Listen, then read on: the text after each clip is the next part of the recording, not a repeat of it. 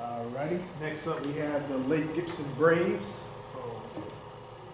Coach, can you introduce yourself to the audience and also the players that you brought with you today?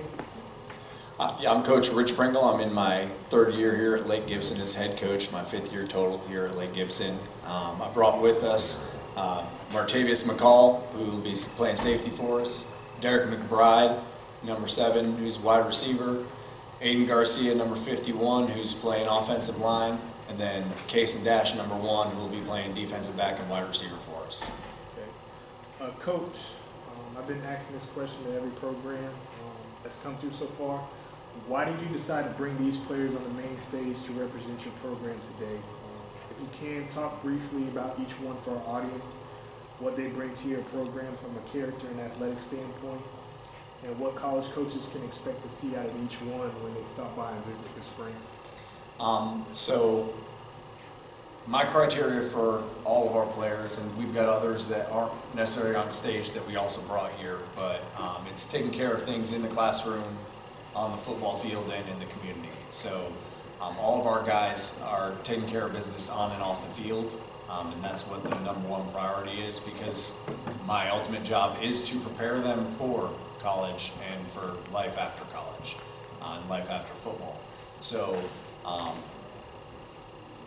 had a lot of kids that I could have chose from because our program culture is going in the right direction, and so I kind of did it based off returning starters and then a little bit by seniority, based on the guys that would be. And I had about 25 guys I could pick from. It wasn't easy. It's never something that you want to do as a coach. You want to bring every single one of your guys, but unfortunately there are limitations to that. So in the case of Martavius McCall here, he's been a team leader for us since I got on campus here. He's a phenomenally hard worker in the weight room, great student, and was a starter for us last year. And he's the guy, he's going to be a senior this year, he's going to be a leader on the team, and I wanted the opportunity to get him more exposure, and what college coaches are going to get when they see him is a polite, respectful young man who takes care of business on and off the field. Derek McBride is a 2-star athlete, or a 2-sport star athlete, both basketball and football. He's also running track this spring, but from the athletic and the eyeball test, he passes all those tests, but then he's also, again, hard work in the weight room, really good student, and just what our program stands for is student athlete, and the student part is first for a reason. But he's got a really high ceiling as well, and this is the spring that I think we're going to start seeing him really get some looks from colleges. Aiden Garcia has been a leader for us for the last 2 years on the offensive line.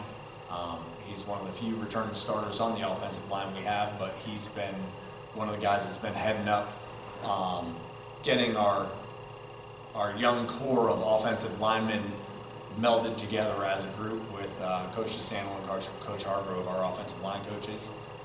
He played at all 5 positions on the offensive line for us last year. He was kind of our duct tape for the offensive line, and so he's a guy that we're expecting to do a lot of good things for us, and I truly believe that our offensive line is going to be a strength for us this year, and part of that is his leadership and his development both in the weight room, on the field, and academically. And then Case and Dash down at the end started, he was one of our 3, we basically had 3 corners that started last year for us, but we had a lot of wide receivers as well. This year he's going to be playing both sides of the ball. Phenomenal athlete. He's already has offers from FAU and UConn. He's a young star that is going to be another one of those Polk County guys that people are really going to have their eyes open to. And I think this is going to be a really big spring for him. Elite speed, elite size for the position, and a hard worker in the weight room as well. What was your biggest challenge you faced last fall that you're looking to overcome starting this spring with your returning group of players? Our returning group of players, I think they they understand it more than anything. At our end of year meetings, they all said the same thing. It was, we had to learn how to finish, how to close out games. And we were still young to the program. This is only my second full off season back with the program, because when I was hired that first year, I came in 2 days before spring football. So culture-wise, we're established in the weight room. We're established. We'll also be more consistent. Our offensive coordinator's been kind of working and developing all season, Coach Piasecki, to make sure that we're prepared to go out and score points. And our defensive coordinator, hired a defensive coordinator. He'll be here on tomorrow, he'll be at school on Monday, and we'll be able to start getting to work, prepping for the rest of spring. Coaches' meetings have been going well, and I think the guys understand that the season's up to them. We can coach them all we want, but it's how they execute, how they work together, and understanding that if they put the team first, that they individually will succeed.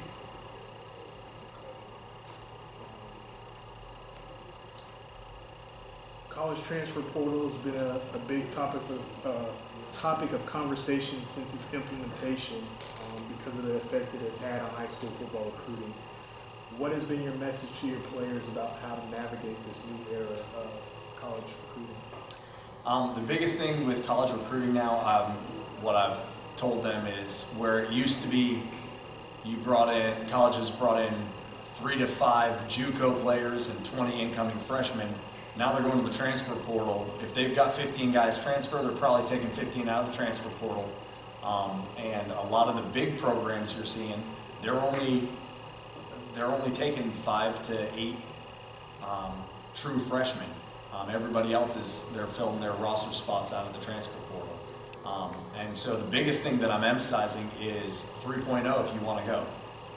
Because quite frankly, most of the college coaches I've talked to have said, why are we going to take a guy? The average kid is going to lose a half a point on his GPA. If he was a 3.0, he's going to be a 2.5 his first semester.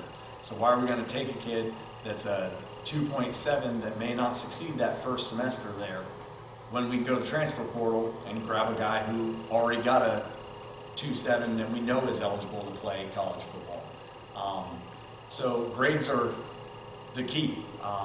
And then when it comes to performance, understand that what used to be a kind of an FBS, FCS tweener is now a true FCS kid because of the transfer portal. And so understand that I push guys to the highest level that they can play at, that I know they can play at, but I also sit down with them each, and when the offers start coming in or when they're concerned about the offers, I explain the situation, whether it's a measurables thing for them. Hey, if you're missing some measurables, your tape better be phenomenal, or grades. But if you've got all three, it's all three that are the guys that are being recruited at the highest levels, the BCS levels, and then it's the trickle-down effect. And it's just understanding it's not a testament to your talent. It's a testament to the current situation, and until the NCAA fixes it, it has adversely affected high school football recruiting. I have some questions for the players. Start with Aiden. You started all 11 games on O-line for Lake Gibson last season. Over the course of the season, you ended up playing all 5 offensive line positions. How was that experience for you, getting that type of an opportunity to help your team last fall? It was a great experience because, I was just putting my body on the line so that my team could succeed. And we may not have had the best season, but we sure played at our full potential, gave everything we got. And we weren't happy with the come out. That's why I'm coming back this season, harder than ever. This spring, we're going to knock this team out easy. Then we're going to come back in the fall, and we're going to go even harder. This summer is going to be a really hard summer for us. Derek, you're juggling both basketball and football at Gibson. How has playing the sport of basketball helped with some of the things that you've done on the football field in your career so far? It just keeps me in shape so I can stay ready for the football season, and it helps with my jumping ability so I can just go on top of anybody.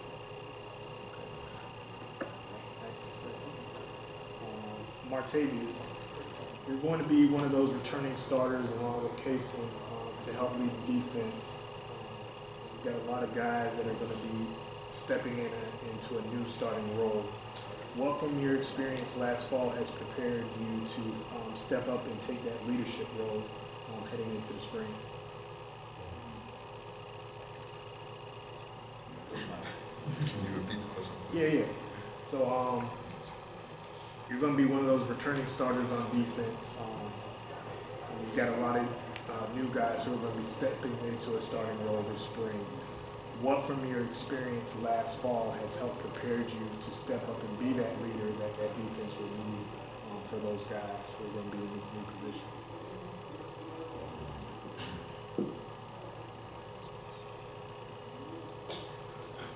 Being a leader on the defense was a big impact for the team, especially coming in as a transfer from Kathleen my sophomore year and not being able to play.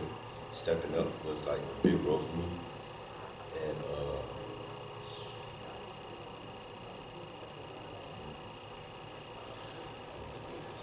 How are you going to lead this year? how I'm gonna lead by doing the same thing I did last year, being the voice of the defense and making sure everyone and everything is on the right track.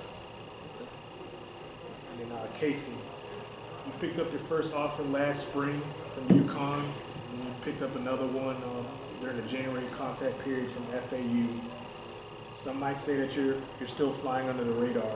What type of preparation for spring ball have you done this offseason to help put yourself in a position to earn more opportunities when these college coaches stop by?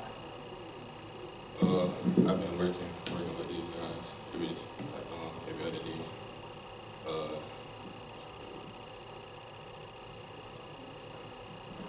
That's about it.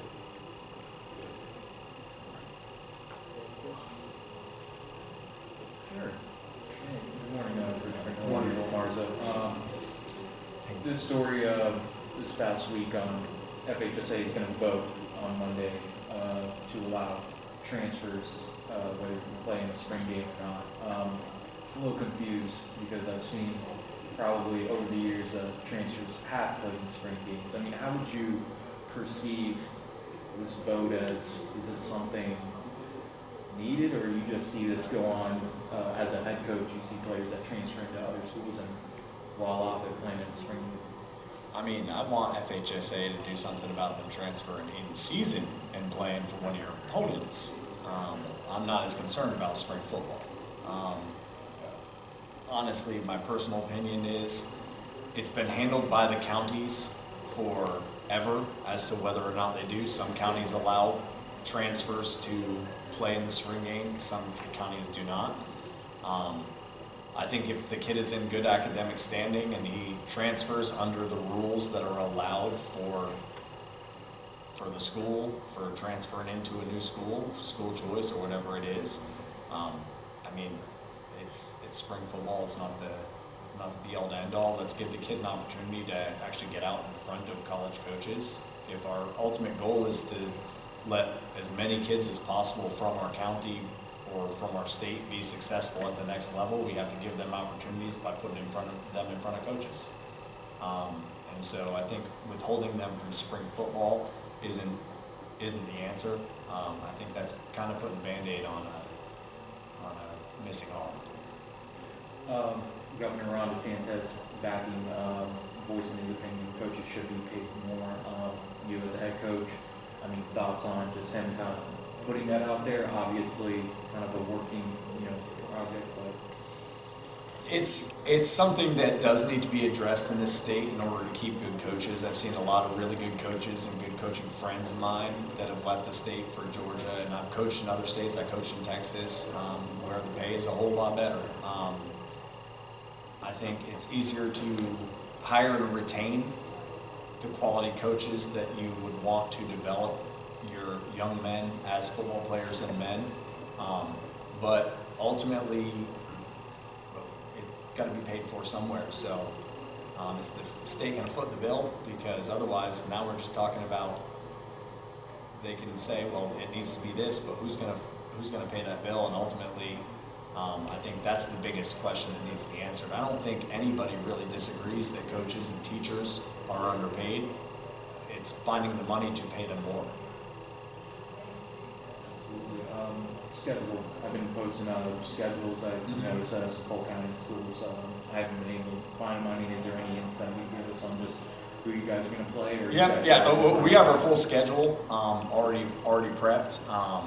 It's just a matter of getting the graphic out and then getting the calendar out. We have our players meeting with the parents next Tuesday, so I'm putting all that stuff out next week. But we have Davenport at home for the Kickoff Classic, and then we're at home versus Durant.